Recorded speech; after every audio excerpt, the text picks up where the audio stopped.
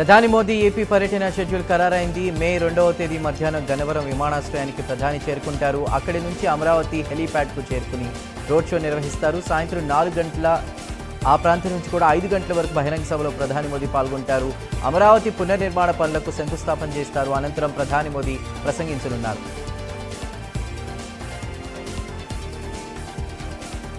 ప్రధాని మోదీ అమరావతి పర్యటనపై సీఎం చంద్రబాబు సమీక్ష చేశారు. ఉండవల్లి నివాసంలో సమావేశానికి పలువురు మంత్రులు, అధికారులు హాజరయ్యారు. ప్రధాని మోదీ పర్యటనలో తీసుకోవాల్సిన భద్రతా ఏర్పాట్లపై చర్చించారు. సుమారు 5 లక్షల మందితో భారీ బహిరంగ సభకు సన్నాహాలు చేస్తుండగా ప్రధాని మోదీ పర్యటన రోడ్ మ్యాప్పై కూడా సమీక్ష చేశారు. తెలంగాణలో మళ్లీ వచ్చేది బీఆర్ఎస్ ప్రభుత్వమే అని పోలీసులకు రాజకీయాలు మానాలంటూ కూడా బీఆర్ఎస్ అధినేత కేసీఆర్ వార్నింగ్ ఇచ్చారు. వరంగల్ జిల్లా ఎల్కతుర్తిలో బీఆర్ఎస్ రజతోత్సవ సభ నిర్వహించారు. ఈ సభలో పాల్గొన్న కేసీఆర్ కాంగ్రెస్ ప్రభుత్వం అన్ని రంగాల్లో విఫలమైందని విమర్శించారు. కేంద్రం ఒక్క ప్రాజెక్టుకైనా జాతీయ హోదా ఇచ్చిందని ప్రశ్నించారు. కేంద్రం కగార్ ఆపరేషన్ పేరుతో ఊచకోతకు వస్తోందని, ఆపరేషన్ కగార్ను తక్షణమే నిలిపివేయాలని కేసీఆర్ డిమాండ్ చేశారు. కేంద్రం ప్రజాస్వామ్యబద్ధంగా వ్యవహరించాలని అన్నారు. తెలంగాణ కొత్త సీఎస్గా రామకృష్ణారావును ప్రభుత్వం ఎంపిక చేసింది. ప్రస్తుతం ఆర్థిక శాఖ స్పెషల్ చీఫ్ సెక్రటరీగా రామకృష్ణారావు ఉన్నారు. ఈ నెలాఖరుతో ప్రస్తుత సీఎస్ శాంతికుమారి పదవీకాలం ముగియనుంది. ఆమె స్థానంలో రామకృష్ణారావును నియమిస్తూ ప్రభుత్వం ఉత్తర్వులు జారీ చేసింది.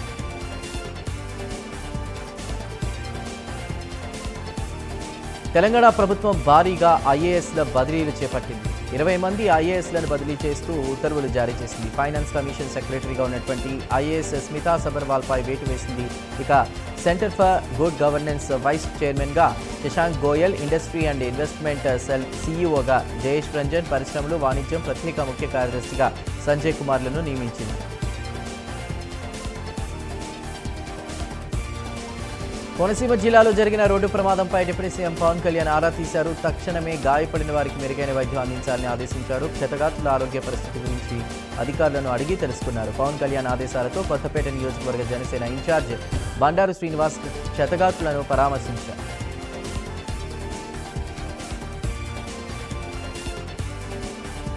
సీఎం రేవంత్తో శాంతి చర్చల కమిటీ నేతల సమావేశం జరిగింది. మావోయిస్టులతో కేంద్రం శాంతి చర్చలు జరిపేలా చొరవ తీసుకోవాలని విజ్ఞప్తి చేసింది. కాల్పుల విరమణకు కేంద్రాన్ని ఒప్పించాలని ముఖ్యమంత్రిని శాంతి చర్చల కమిటీ నేతలు కోరారు. ముఖ్యమంత్రి రేవంత్ రెడ్డికి వినతి పత్రం అందజేశారు. సీఎంతో శాంతి చర్చల committee convener justice Chandrakumar, professor Haragopal, professor Anwar Khan, Durgaprasad, Jampanna, Ravichandra భేటీ అయ్యారు. నక్సలిజాన్ని తమ ప్రభుత్వం సామాజిక కోణంలో మాత్రమే చూసిందని సీఎం రేవంత్ అన్నారు.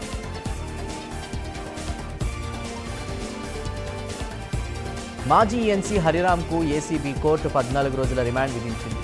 హరిరామ్ పేరిట భారీగా ఆస్తులను ఏసీబీ గుర్తించింది. 200 కోట్ల రూపాయల విలువైన ఆస్తులు కూడబెట్టారని నిర్ధారించింది. ఏకకాలంలో 13 చోట్ల సోదాలు చేసిన ఏసీబీ అధికారులు షేక్పేట్, కొండాపూర్లో హరిరామ్కు విల్లాలున్నట్లు తేల్చారు. నార్సింగి, మాదాపూర్, శ్రీనగర్ కాలనీలో ఫ్లాట్స్, అమరావతిలోనూ కమర్షియల్ ల్యాండ్ ఉన్నట్లు గుర్తించారు. మార్కుక్కు మండలంలో 28 ఎకరాల వ్యవసాయ భూమి ఉందని నిర్ధారించారు. హరిరామ్ నివాసంలో భారీగా ఆస్తు పత్రాలను గుర్తించారు.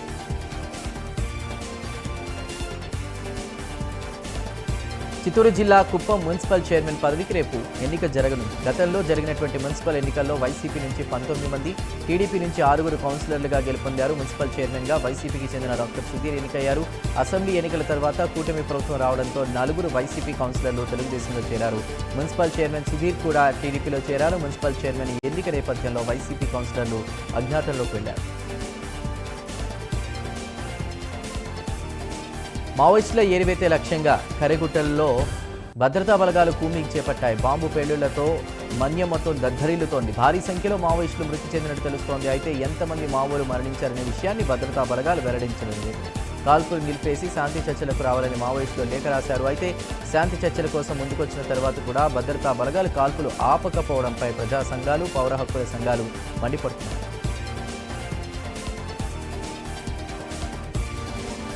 తెలంగాణలో ఉంటున్న పాకిస్తానీలకు హైదరాబాద్ పోలీసులు నోటీసులు ఇచ్చారు. ఇవాళ దేశం వదిలి వెళ్లేందుకు కేంద్రం డెడ్ లైన్ విధించడంతో గడువు లోపలే వెళ్లాలని ఆదేశించారు. మెడికల్ వీసాలపై వచ్చిన వారికి కేంద్రం ఈ నెల 29 వరకు గడువు ఇచ్చింది. గడువు ముగిశాక కూడా ఇక్కడే ఉంటే చట్టపరమైన చర్యలు తీసుకుంటామని పోలీసులు హెచ్చరిస్తున్నారు.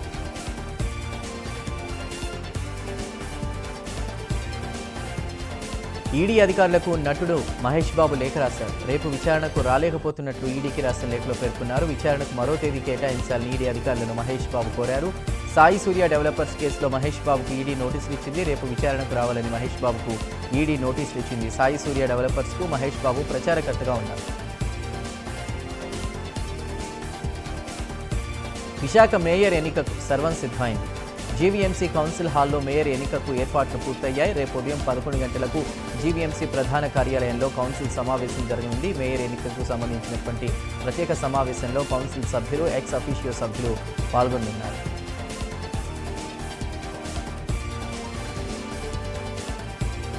ఆర్థిక శాఖ అనుమతులు రాగానే రాష్ట్రంలో పెండింగ్లో ఉన్నటువంటి డెల్టా ఆధునీకరణ పనులు చేపడతా ఉన్నారు మంత్రి నిమ్మల రామానాయుడు. పశ్చిమ గోదావరి జిల్లా నర్సాపురంలో నిర్వహించిన మత్స్యకార భరోసా కార్యక్రమానికి ముఖ్య అతిథిగా మంత్రి నిమ్మల హాజరయ్యారు. 1780 మంది మత్స్యకారులకు వేట నిషేధ భృతి చెక్కులను అందించిన మంత్రి గత ప్రభుత్వ హయాంలో ఇరిగేషన్ శాఖ పూర్తిగా నిర్వీర్యమైందన్నారు. గత 5 ఏళ్లలో నియోజకవర్గాన్ని ప్రసాద్ రాజ్ 20 ఏళ్లు వెనక్కి నెట్టేశారని అన్నారు. నర్సాపురం నియోజకవర్గ అభివృద్ధికి నోచుకోకుండా చేశారంటూ విమర్శలు చేశారు. కాంగ్రెస్ పై మంత్రి సత్యకుమార్ ఫైర్ అయ్యారు. అంబేద్కర్ను ఆ పార్టీ అవమానించిందన్నారు. మళ్లీ ఇప్పుడు అంబేద్కర్ పై కాంగ్రెస్ నాయకులు అసత్య ప్రచారం చేస్తున్నారని మండిపడ్డారు సత్యకుమార్.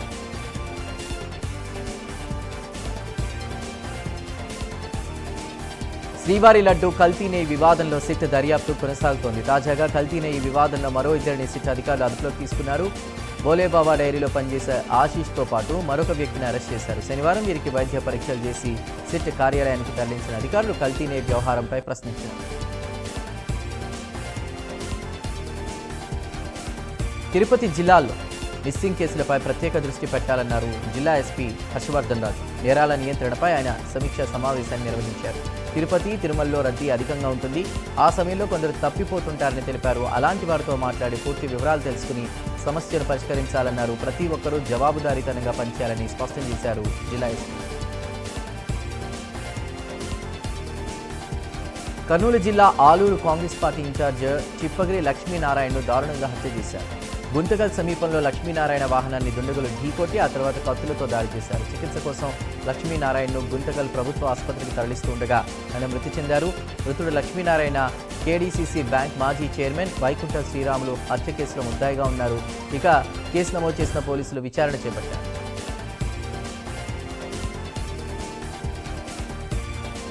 గుంటూరు మేయర్ అభ్యర్థిగా కోవెలమూడి రవీంద్రను టీడీపీ అధిష్టానం ప్రకటించింది.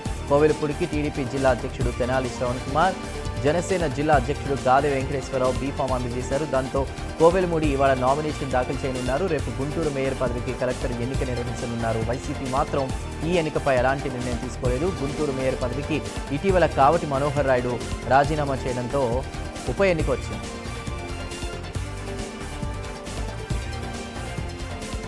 నటి జత్వాని కేసులో జైల్లో ఉన్న ఐపీఎస్ అధికారి పిఎస్ఆర్ ఆంజనేయులను ఇబ్బంది పెడుతున్నారని ఆయన తరపు న్యాయవాది విష్ణువర్ధన్ ఆరోపించారు. పిఎస్ఆర్కు బీపీ ఉన్నా విచారణకు సహకరిస్తానని చెప్తున్నారని అన్నారు. పోలీసులు కావాలనే విచారణను అడ్డుకుంటున్నారని తెలిపారు. ఎక్కడా లేని రూల్స్ను ఇక్కడ జైల్లో అమలు చేస్తున్నారని విష్ణువర్ధన్ అన్నారు.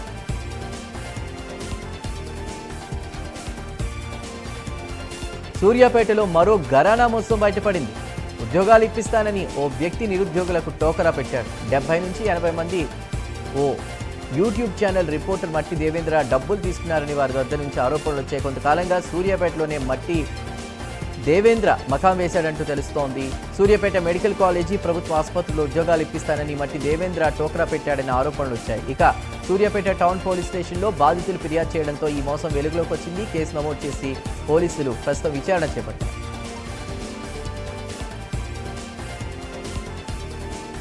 కశ్మీర్ ఉగ్రదాడి ఘటనలో తమ కుటుంబం సర్వస్వం కోల్పోయిందన్నారు నెల్లూరు జిల్లా కావలికి చెందిన మధుసూదన్ రావు సతీమణి కామాక్షి.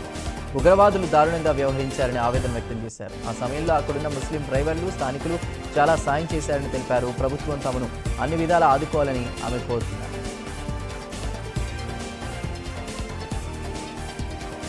కశ్మీర్ ఉగ్రవాద ఘటనలో మృతి చెందిన నెల్లూరు వాసి మధుసూదన్ కుటుంబ సభ్యులను MP Vemireddy, MLA Krishna Reddy, MLC Beeda Ravichandra పరామర్శించారు. ఎంపీ వేమిరెడ్డి ప్రభుత్వం తరపున 10 లక్షల రూపాయల చెక్కును కుటుంబ సభ్యులకు అందజేశారు. మధుసూదన్ కుటుంబానికి అండగా ఉంటామని నేతలు స్పష్టం చేశారు.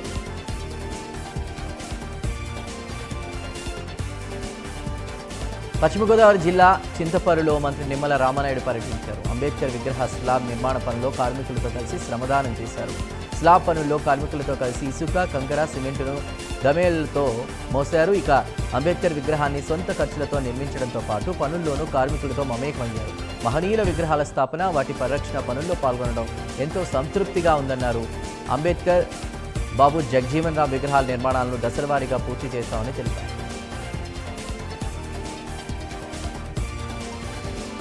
విశాఖలో తాజాగా లోన్ యాప్ ముఠాను పోలీసులు అరెస్ట్ చేశారు. పాకిస్తాన్ నుంచి ఆపరేట్ చేస్తున్నట్లు గుర్తించిన పోలీసులు 200 కోట్ల రూపాయల లావాదేవీలు నడుస్తున్నట్లు తెలిపారు.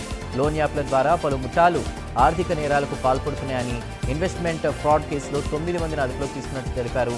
లోన్ యాప్లో 2,000 రూపాయల అప్పు తీసుకున్న నరేంద్ర అనే యువకుడి ద్వారా ఈ కేసు ఛేదించినట్లు తెలిపారు.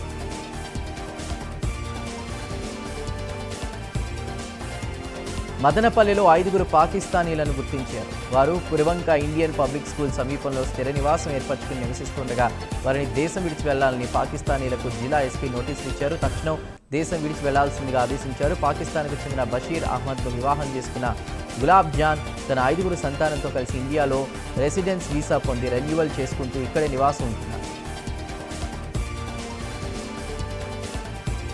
మంచిర్యాల జిల్లా దండేపల్లి మండలం గూడెంలో ఫ్లెక్సీల కలకలం రేపుతున్నాయి.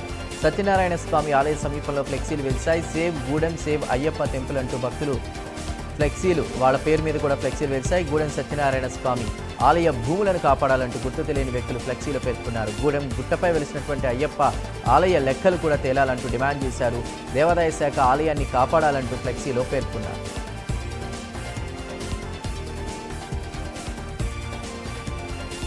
టీడీపీ నాయకుడు వీరయ్య చౌదరి హత్య కేసులో పోలీసుల విచారణ వేగవంతమైంది. నిందితుల కోసం పోలీసులు ముమ్మరంగా గాలిస్తున్నారు. ప్రకాశం జిల్లా ఎస్పీ ఏఈఆర్ దామోదర్ ఒంగోలులోని పలు ప్రాంతాల్లో బైక్పై గాలింపు చర్యలు చేపట్టారు. నిందితుల గురించి సమాచారం తెలిసిన వెంటనే తమకు తెలియజేయాలన్నారు జిల్లా ఎస్పీ.